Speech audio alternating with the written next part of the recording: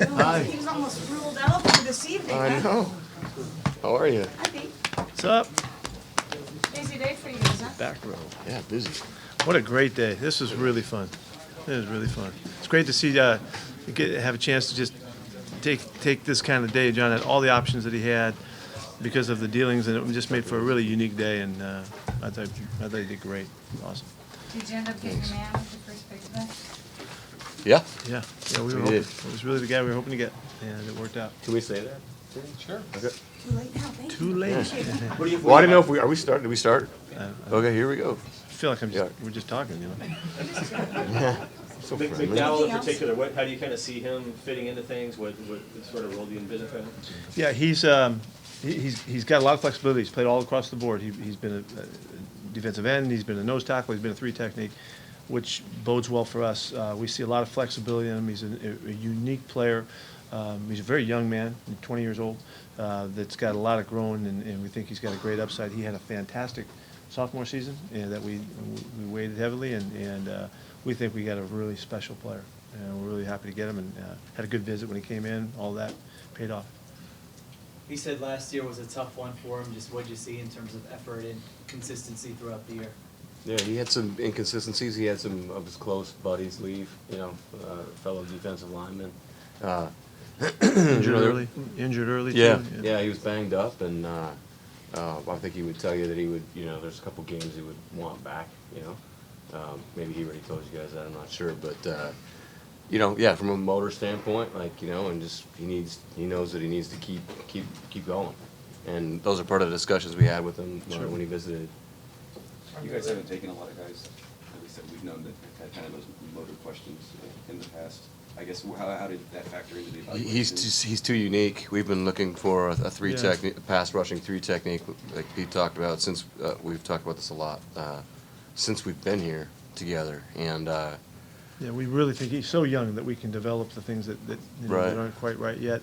We think we can mold him into a really good role player for us and fit him into a number of different spots. he's 300 pounds, running 4.78, Yeah. something like that. When he was at his best, what exactly did you see from him? Similar to what Calais Campbell looked like, coming out of University of Miami. Just long, gets off the ball, can get skinny, uses his hands, covers a lot of ground. He's really an instinctive player, feels the run really well. I keep saying he's a really young kid too, and so we think we can really build with him.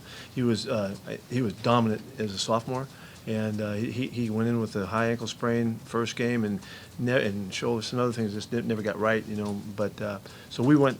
I think it was a great job of evaluating his whole career, and we really think that there's a great upside and a very unique player. Yeah, Jason Barnes and Ed Dodd spent a ton of time there with those guys and really getting to know them.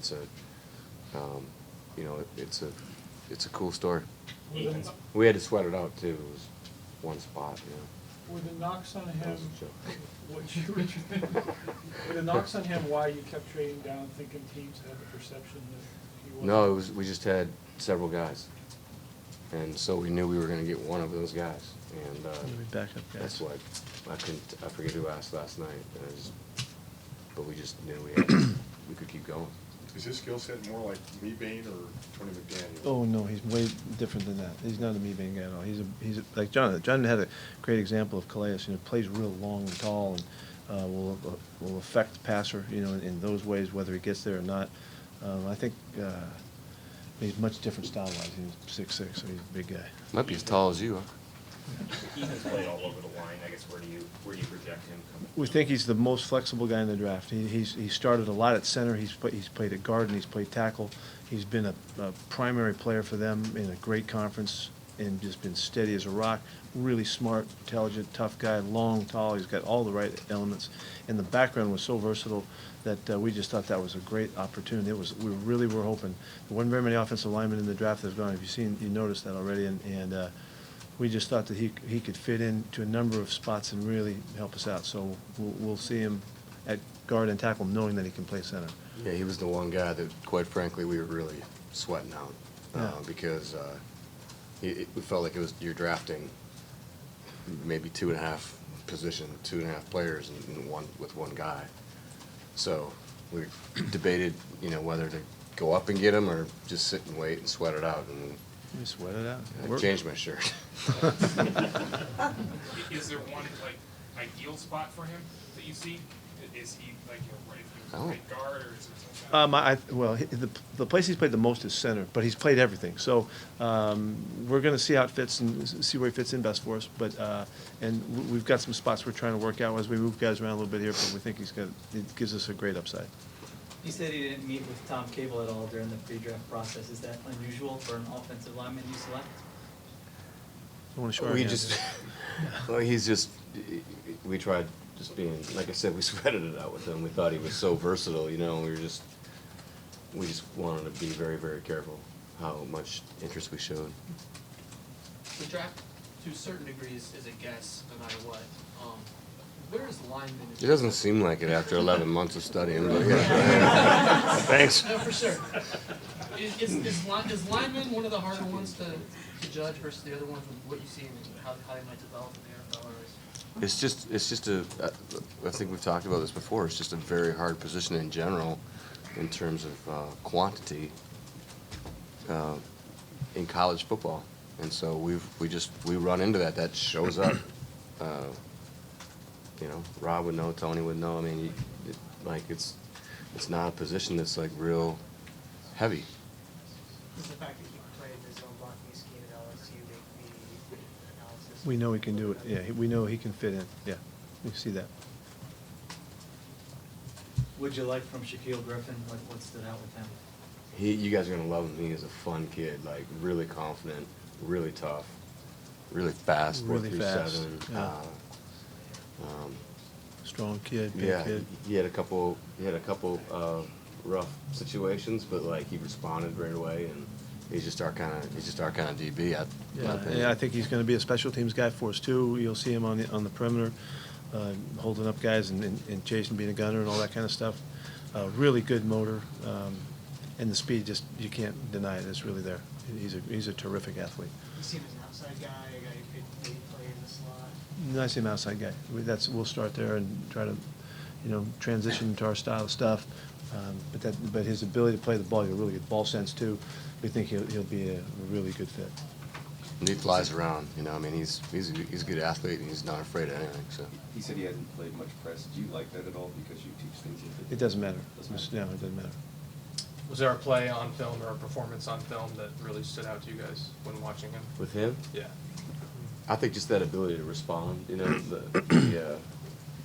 to get beat and then come right back and compete. That's one thing I loved about him. Made some big plays on the ball. He's had plenty of good turnovers and stuff. He looks just like he'll fit in just right. I think Delano Hill said he's a defensive back. You might say safety, strong safety, free safety. Where do you see that? Yeah, well, that's a good question. We know he can play safety. He's played a lot. He's very physical. He's just right in the right framework of our style that we love to see. He's tough, and also he's played on the slot a lot. So he's played kind of the nickel position quite a bit, which has shown the ability to cover receivers, which is good. So, as always, we'll check our guys out and see what the expanse of his play will bring us. It might, we won't be hesitant to see how he matches up with wide receivers. So that's a good thing for him, but there's no question he can play safety. So we would say strong and free. He looks more like a hitter. He's really physical. Might be a little bit more like Cam style. So we'll see. But he's done everything. Their scheme showed all of that. So it was really a good evaluation for us. We had a lot of hopes for this. I think there was a perception that, especially with the low salaries for the line last year, that Seahawks don't invest as much in the line as other teams do. You guys have taken, since you guys got here, more linemen than you draft than any team in the league. Do you think that successfully debunks that myth that? I think we completely understand the importance of the position. We've just made what we think are the appropriate decisions in managing our cap along the way, and trying not to overspend at certain positions. And it just so happens that we've had, Pro Bowl top 5 guys at, on defense, and we ended up trying to keep those guys. And so, but yes, we are like every year. I mean, we spend so much time, and we're gonna do it tomorrow too. We're gonna try to find out like what somebody can bring us. Like what are the, what intangibles does this guy have, and what can we work with to see if we can develop somebody. Does Ethan's selection, the fact that he has so much experience at center, does that affect how you guys are talking to Justin Britt now coming into the season, or is he No, sticking? not at all. No. We think Justin played great last year, and really in his first year there, he did a really good job. I think the comment I would make about this is that if you noticed, when guys came to their next contract, we had to move on, and that's happened a few times to us because of the cap issues. And we like the guys that we've picked over the years, but they've had to move on just because of the numbers they were able to generate when they went, Maxey. on the free market. Yeah, that's Golden. that's, We love those guys. It happened to Russell and Sweeze, and and Max. We've seen they get to a point where we've had to move, but that's because of other decisions we've made, and you have to give and take a little bit. We would hope with this young group we have right now, we'd like to keep these guys together and really build with them, see if we're able to do that, because we think we really have a nice nucleus right now. They're just so darn young. This is the youngest offensive line in the NFL last year, and we're going to be a little bit. We might still be the youngest, as we move. We're just 1 year ahead, but at least we're banking a lot of good experience with these guys and the continuity that it takes. We really think we can develop these guys. We're And really excited about Pete it. brought up a good point. When we were doing exactly what you were talking about, looking at our offensive line board, George Fant, where would he go in this draft? Yeah. It's amazing, when you think about the way if you put him right now into that, we couldn't have projected that. I mean, we totally projected that. We knew exactly what we had. We knew it all the way. Tony, we totally had that guy. Nailed him. Rob, so did you. For the first 5 picks today, or defense, was that a priority to kind of replenish some of those spots, or just the way it worked out? We followed the board. Yeah. We spent a long, long time, we spent a lot of long hours in that room building the board, and you have to try to stick with it. We also made 2 statements to go get Luke Jokel to play for us in the offseason, and then O'Day Bushi also. Those were big deals to us, to get those guys in, to bring some experience and to bring some know-how, and so those were the first things we did in this offseason, was to address that. So that gave us some freedom to do what we had to do, and really that was not a big year for offensive linemen. There were not very many players, as you saw. And that's why, again, with Ethan, Yeah, that's why he was so important to us, because it's almost like he had a couple guys. Yeah. Ethan actually compared himself to Justin a little bit. Oh, did he really? Do you see some Yeah. similarities? Yeah. They're about the same size. They got the same kind of quickness. They got same kind of smarts. They really are very, very close. And we've already seen Justin's ability to play spots. That's a big deal to us right now, and so we're really excited about it. In a thin year for offensive linemen, why do you think he didn't maybe rise up? I don't know. We just felt fortunate that he didn't. We as John said, we were all just, hanging on to to our opportunity in the hopes that we could get him, and so it was a really big deal for us to get him. Forgive me if I have this wrong, but reportedly Shaquille. Nah, we won't do that. You won't do No, that? not letting up the. Shaquille Griffin insisted that his brother be brought along on a scholarship. His twin brother. Can you maybe elaborate on that and maybe what that meant to you, that he had that kind of loyalty to his brother? Well, he didn't bring it up on the phone call. No. For us.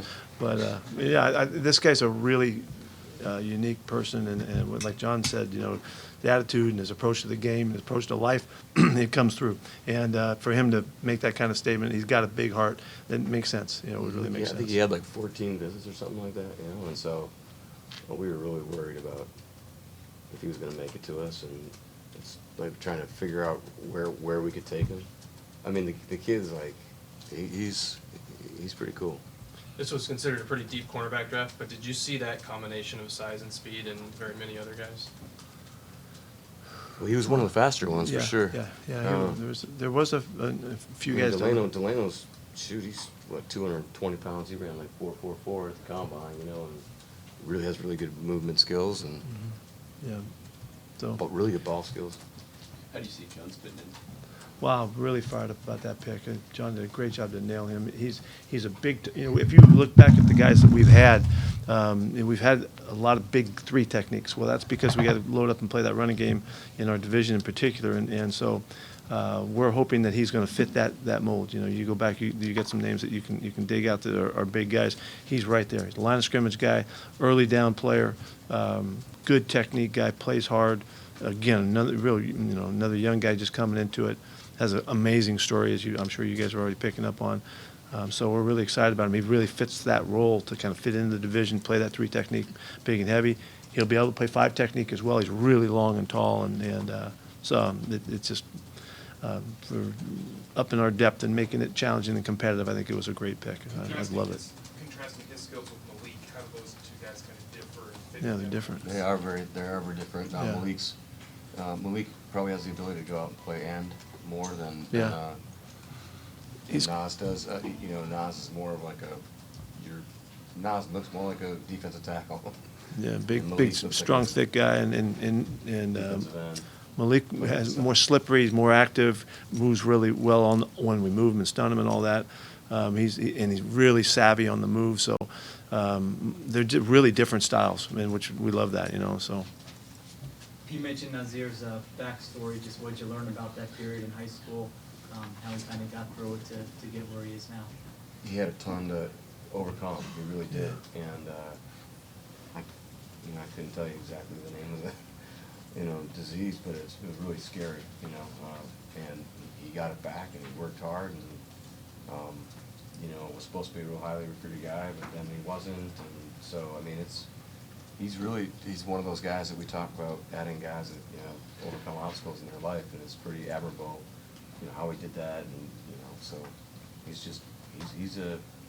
I got a text last night from him, or they probably texted every GM in the league probably, but he was working out at 12:33 or whatever, like the grind is on. I think you were the only guy he called. Yeah, he wanted to be a Seahawk. Yeah. He loves the Pacific Northwest.